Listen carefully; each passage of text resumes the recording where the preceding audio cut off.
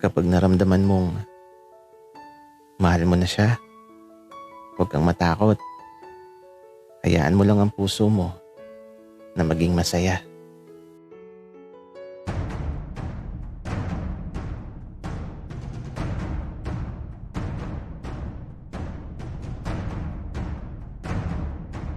Kaibigan, huwag mong kalimutan mag-subscribe sa aming channel at huwag din kalimutan i-click ang notification bell at subscribe button. Subscribe na!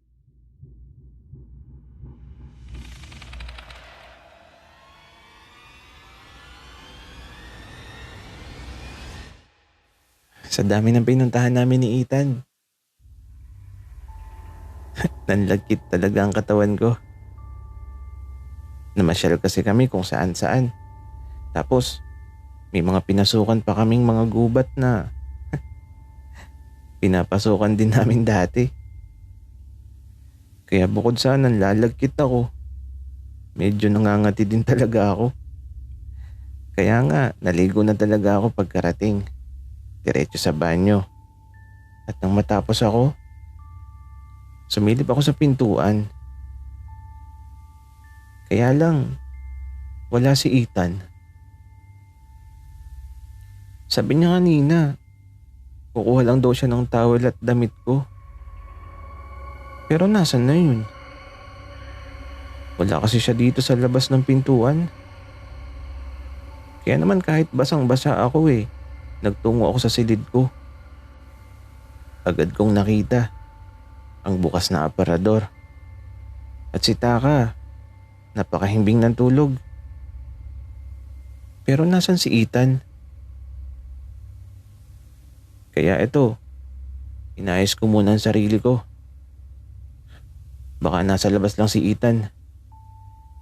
Kaya nung makapagbihis ako, dumiretso ako sa labas. Kaya lang, di ko mahanap si Ethan. Andito lang yun, pero nasaan? Nagtatago ba siya? Kasi andito yung tsinelas niya. Ay naku, nasan kaya si Ethan? Kaya naman ito, tinatawag ko ang pangalan niya. Pero walang nasagot. At sa paglipas ng mga oras, di na ako mapakali. Para bang natatakot na ako. Kasi walang paramdam mula kay Ethan. Naisipan ko nga na tawagan ang telepono niya. Kaya lang, di ko matawagan. Nasaan ka na ba, Ethan? Malalim na ang gabi.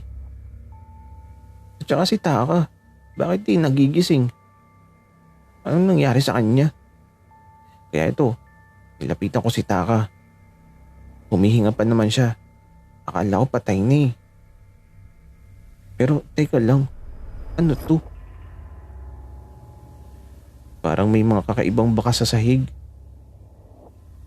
Mga bakas na may konting putik na eto, sinundan ko at patungo to sa labas ng bahay.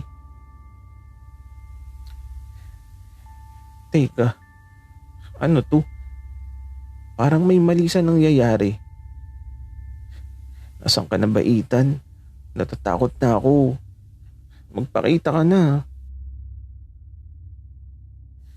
At eto, nagising na si Taka na tila ba nanghihina at di pa masyadong makagalaw. Tapos, parang pilit siyang tumatayo tapos tahol siya ng tahol. Ano bang nangyayari? Nasaan na ba si Ethan? Nasaan ka na?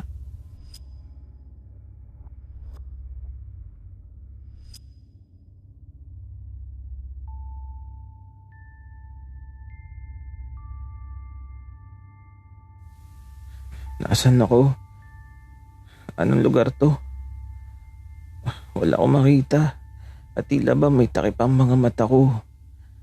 May nakataling kung ano. Kaya wala akong makita. Teka, ano ba to? Nakagapos din ang paa at kamay ko. Ano ba nangyayari? Nasaan ba ako? At bakit napakatahimik?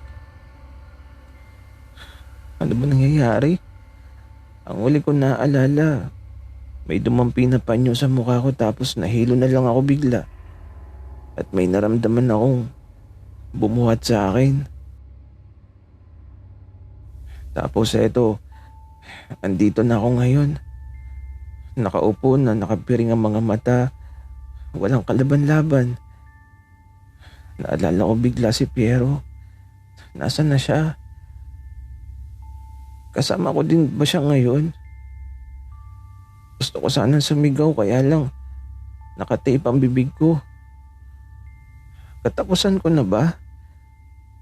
Bakit ako nasa ganitong sitwasyon? Oh, bata. Mukhang gising ka na. Kamusta? Hindi kita nakilala. Ang laki mo na. Mula sa boses ng isang lalaki, natatakot ako kasi parang narinig ko na ang boses na yun. Pero di ko maalala kung saan. Tapos ito, may naramdaman akong parang malamig na bagay na idinikit niya sa leg ko. Natakot ako bigla kasi wala akong makikita na kahit ano. Alam mo mga bata, isang kalabit ko lang dito sa baril ko. Butas yung leeg mo. Dahil sa sinabi niya, natakot ako. Bakit may baril? Ano ba nagawa ko? Tapos ito, bigla niyang tinanggal yung nakatakip sa mga mata ko. Pagkatanggal niya ng takip ng mga mata ko, medyo parang nanlalabo pa yung paningin ko. Sa balit ng maaninag ko ang mukha niya.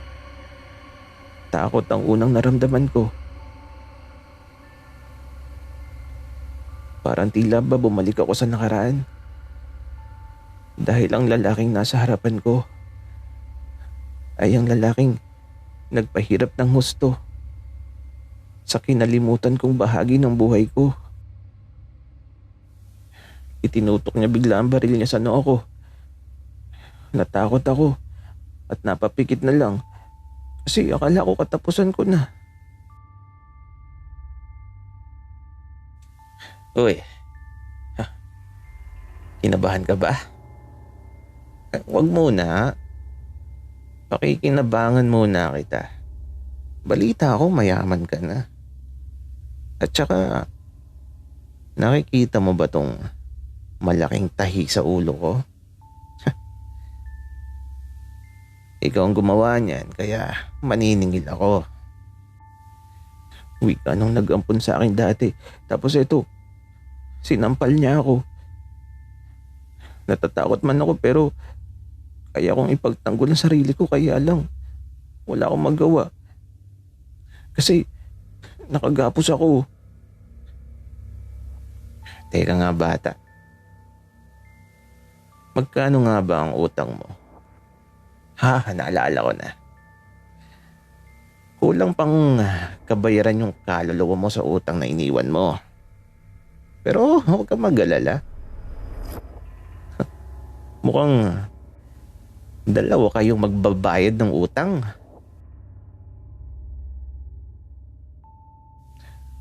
Mula sa lugar kung saan ako nakagapos, nakita kong hinalikan niya ang dulo ng baril niya. Tapos si Piero, naririnig ko ang boses niya, pati ang tahol ni Taka.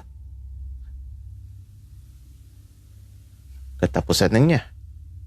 Sayang naman, mamamatay na kaagad.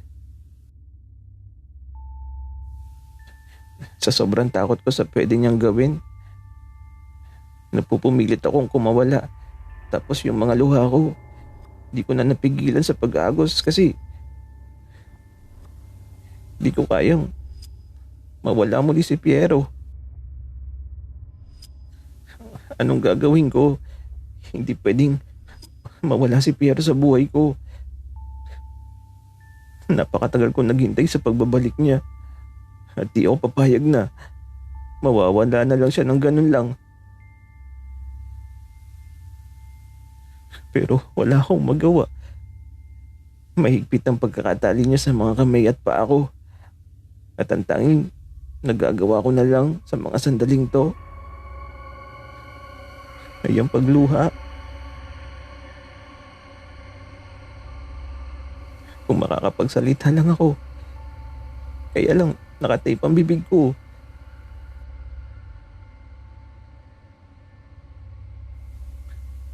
Pero umuwi ka na. Huwag ka nang tumuloy dito. Mga salitang gusto kong sabihin kay Piero. Sabalit wala akong magawa. Sabalit di ako papayag na mawala ulit si Piero.